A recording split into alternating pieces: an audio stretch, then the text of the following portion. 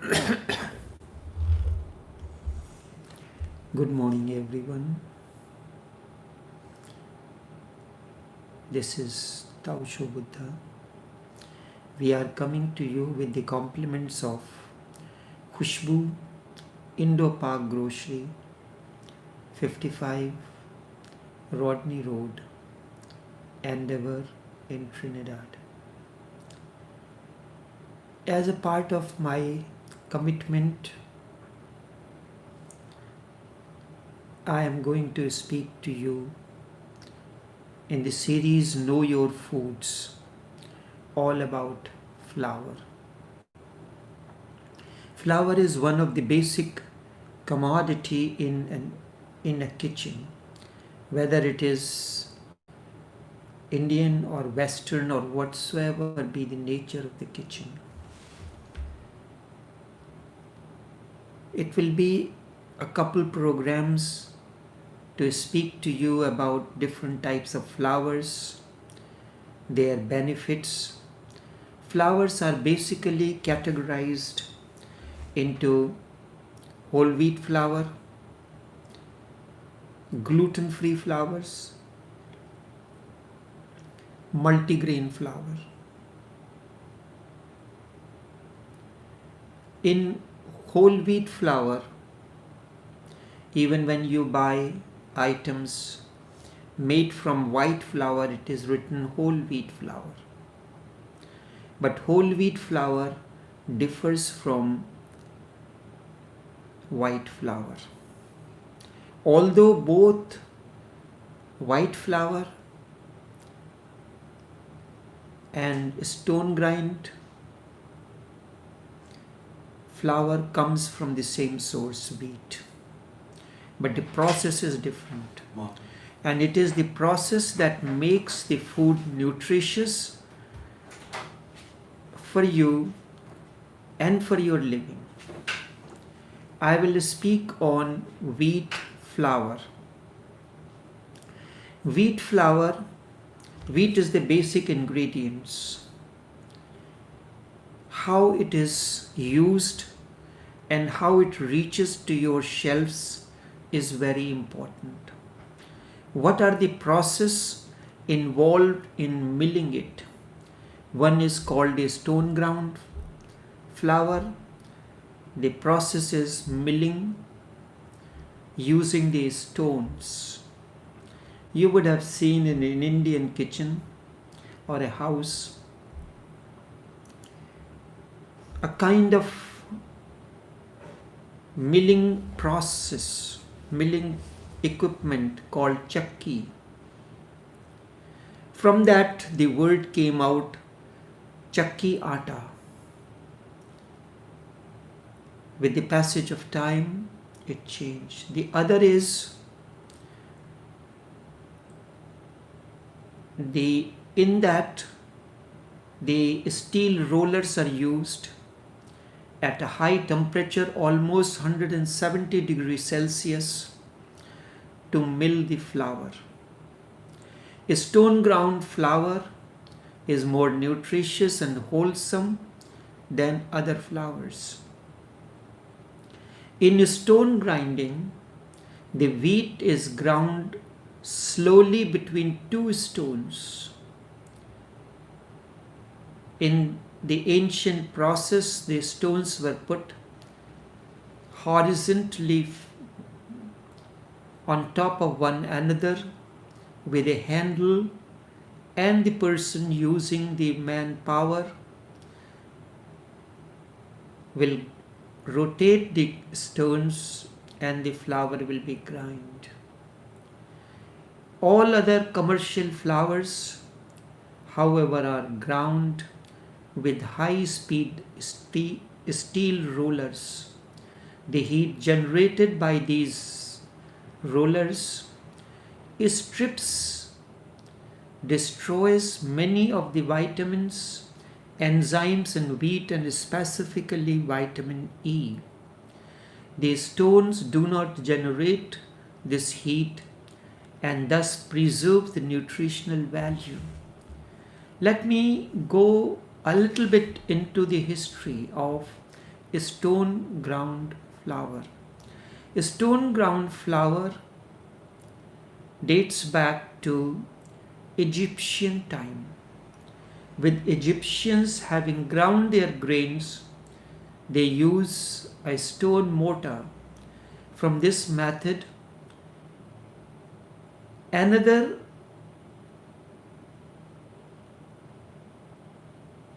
the two stones were used. They were placed one top of the other. Ancient Romans and Greeks played a vital role in the method that is being used today. It was in 1870 a mill was designed that was equipped with multiple sets of rollers that turned at a different speed to break the grains and then grind it. A stone grind became popular in Europe, in India, and were powered by water, wind to grind the stones. Particularly soft wheat variety was placed between the two large stones. The grains were poured into the upper stone, and it was called the runner because the upper stone will rotate, and the other one, the bottom stone, was called sleeper as it remained stationary. However, the process dates back to 3rd century BC.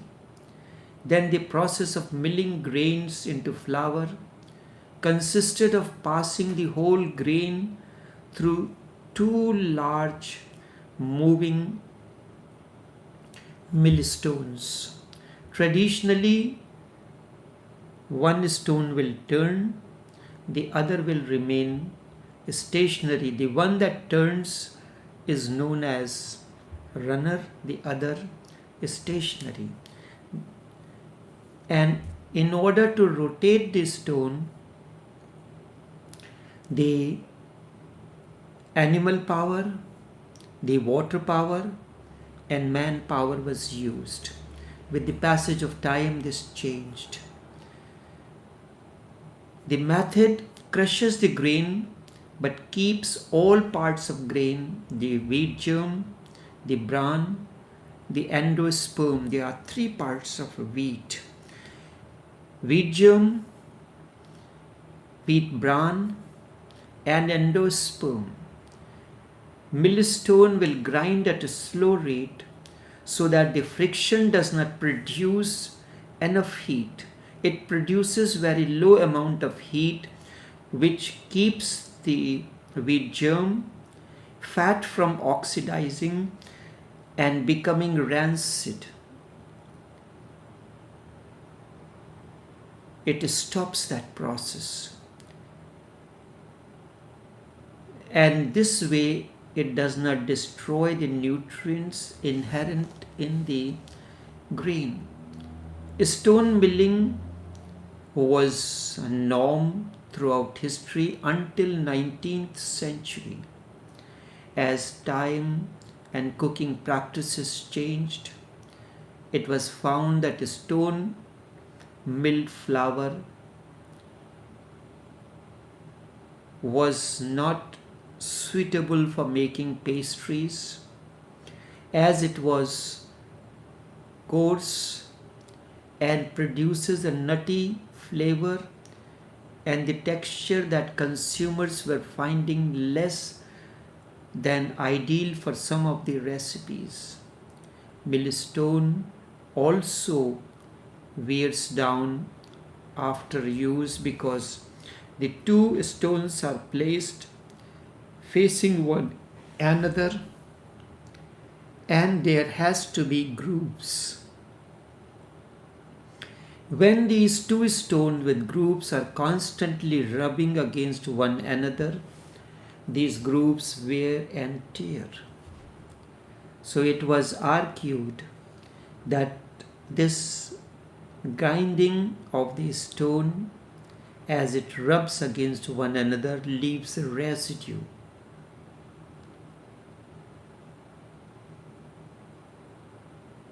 And we knew as we were growing in India that after a certain period of time, the mill, the place where you go to get your wheat milled, will open up the whole system, clean the stones, and if the grooves needs sharpening, it will sharpen. But as such, these have to be sharpened every 90 days or so. And this created a concern that corundum, dust from the grinding stone, becomes the part of the flour that is being produced by the stones. These concern plus growing demand for flour versus the slow production of the time of stone mills led to development of faster alternative to stone milling called roller milling. In the process of roller milling, the wheat is bleached, and between the two steel rollers, they compact against one another, and wheat is milled through that process. In the process of milling, wheat germ and wheat bran is removed. All you get endosperm, which is a white color. And people were color conscious. They did not like the wheat flour because it was of a darker color. As in India, it is when we give the example of the color of a person, we say of wheatish complexion. In marriage, when we are giving the description of the boy or the girl, we say of wheatish complexion. The roller milling or high grinding method slowly replaced most existing traditional stone mills. With roller milling, steel rollers quickly explode the grain over a series of passes through the mill. The ground flour is thoroughly sifted to remove bran and wheat germ, which is the most important part of it, thereby also removing some of the nutrients, because wheat germ carries certain nutrients. I will come back to you what are the nutrients in the wheat germ and wheat bran and what is there in endosperm. According to a publication by Ecological Agricultural Project, heat that is generated almost 170 degrees Celsius while the rollers mill the flour causes the fat from the wheat germ. Wheat germ contains certain amount of fat to oxidize, and in that when the oil oxidizes, it becomes rancid. In extreme heat, that is why when I will go on speaking to you about the use of the type of oils, most of the oils, soybean, corn, this and that, they oxidize at a certain temperature, and when they oxidize, they become rancid. Coconut oil has a high temperature of 350 degrees Celsius. Olive oil has a low boiling temperature. That's why it is used more for salads and things like these rather than for cooking. And when it is used in Chinese cooking, the process is used Mandarin cooking. In Mandarin cooking, the oil is added on top, whereas in Cantonese cooking, the oil is smoked, and when oil reaches the smoke point, only then the Chinese food gets the flavor and taste. This will come in subsequent programs when I speak on oils. There are so much to share with you all. Provided you have interest in these things, you are concerned about your health, then I can go on speaking. So in that, the oil becomes rancid and certain. The research showed that some of the essential fatty acid and amino acid occurs at the milling temperature above 170 degree Fahrenheit. The roller milling process produces the flour that is whiter than the traditional dark color flour, which is nutritionally rich. Stone ground flour, upon its introduction, the lighter color appealed to the consumers, particularly the wealthy, and so white flour became desirable to all.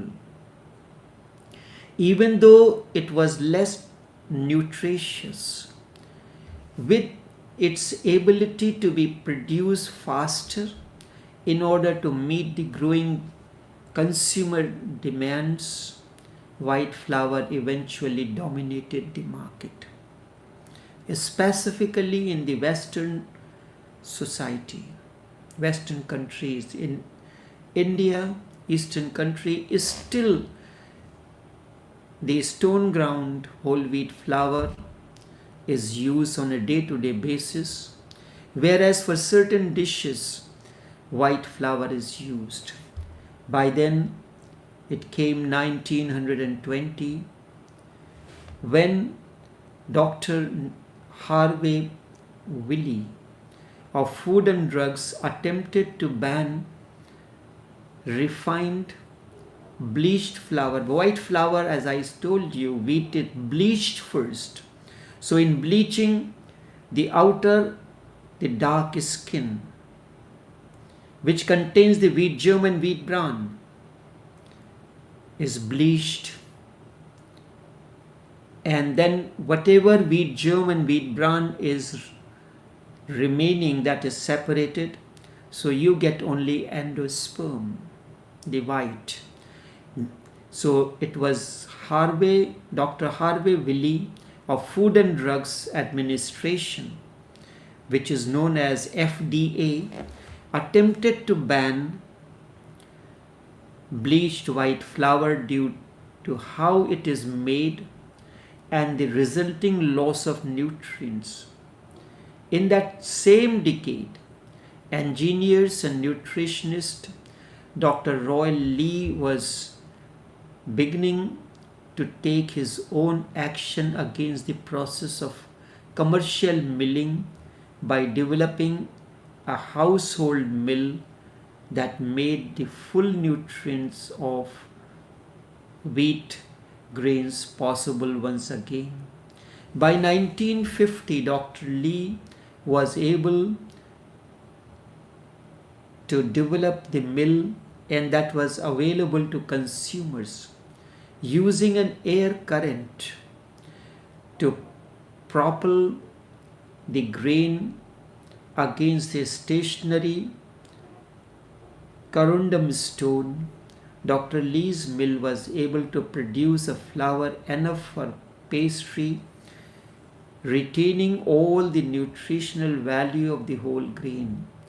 According to Dr. Lee and other nutritionists, milling by stone in the amount needed for immediate use is the only way to retain complete grain and its nutrients, which included dietary fiber, phosphorus, thiamine, niacin, and B6. According to an essay published by Ecological Agriculture Project, the nutritional importance of using fresh stone ground for bread baking was revealed in the result of feeding studies in Germany. Now let me explain something about stone ground flour versus roller milled flour, the industry flour. Stone ground flour differs from industrially ground flour in variety of ways. Grains are milled gently. How it is milled? Currently the mills, when we were growing, we will carry the wheat which is cleaned at our homes to the milling station, and they were almost in every area in your city. Two big stones are placed facing one another upright in a metal case. So one is the runner stone, the other is sleeper. Sleeper will remain fixed. The other one, runner, will be connected to a conveyor belt and a motor which will keep on rotating, and on top of that a funnel type big area, big equipment or kind of device is placed. Wheat is placed in that. There is a small opening which can be adjusted to adjust the flow of wheat in between the stones, and also the space between the two stones can be adjusted manually, and then the wheat will fall between the two stones and it will grind. And I have been, this is my practical experience. When the wheat is milled, the person will keep on, who is operating the system, will keep on watching the consistency of the flour, how fine you want. That can be done by adjusting the flow of wheat between the stones as well as the space between the two stones. And it is just warm as compared to the big mills where the temperature reaches to 170 degree Fahrenheit.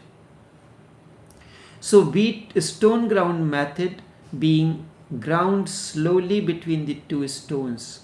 There are three parts that make up a grain: the bran, the wheat germ, endosperm. The bran provides, what does bran provide? Bran provides fiber, protein, and vitamins that are vital in maintaining a healthy digestive system. So that's why bran is important. Wheat germ provides vitamins and fatty acids that are necessary for brain functions. One for the digestive, bran for the digestive system, and the germ provides vitamin B, fatty acids that are necessary for healthy brain function. The last part is endosperm. Endosperm contains a starch, carbohydrate, protein, iron, and vitamin B. Stone ground milling, which is done in a cool and a gentle way, retains these vitamins and nutrients. When in the West, the flour is milled through stone rollers, through metal, through the system of roller using the steel sheets. Wheat germ and wheat bran is removed. Before milling, the wheat is bleached. So all the nutrients are lost, and because of the heat, the essential amino acids they become rancid. Now to make the whole wheat flour, wheat germ and wheat bran is added to it. So you have to decide whether you want to use that whole wheat flour or stone ground whole wheat flour. For the past 10 years we have been marketing stone ground whole wheat flour, and it is becoming more and more aware and more important ingredients in the home cooking. On the opposite, so the need for the wheat flour, stone ground wheat flour, is increasing, and my emphasis is to make you more and more aware about it. On the opposite end of the spectrum, industrially ground flour is ground using high-speed rollers that heat the wheat to 170 degrees Fahrenheit. In this process, bran and wheat germs are removed, and in doing so, important minerals, fats, fibers and vitamins are also eliminated. When steel rollers milled flour was first introduced in 1900, people protested the new system due to the great loss of nutrient contents of the flour. It lacked protein, fats, vitamins and mineral constituents present in the original grain. It was also said to upset the gut health or the intestinal flora due to starchy content overload. In 1920, the head of the Food and Drugs Administration, Dr. Harvey Williams, had banned the use of the white flour. Many of the health benefits of stone ground flour come from the milling process itself. The stones used stay cool, unlike industrial mills that effectively burn some important nutrients in the milling process. Wheat germs contain a high level of vitamin E, and vitamin E is very susceptible to heat, and it is suggested vitamin E is suggested as a cure for many diseases. It helps to maintain a healthy skin. The nutritional value of the flour that has been stone ground is high, as digestibility is increased through the process, but it is expensive. So people go for the low priced white flour as compared to stone ground flour, and they complain why this flour is so expensive. Health benefits of eating bread with flour that has been stone ground include lowered cholesterol and blood sugar levels. Studies have shown that by having a diet that has a low glycemic index (GI), weight loss may be easier. A reduction in the body fat may be seen, and there is a reduction in the risk factors for diabetes and cardiovascular disease, all of which lead to higher quality of life itself. A stone ground method of milling is used for our bread with different grains, including the other flours, which I intend speaking to you in subsequent programs. What are the different types of flours?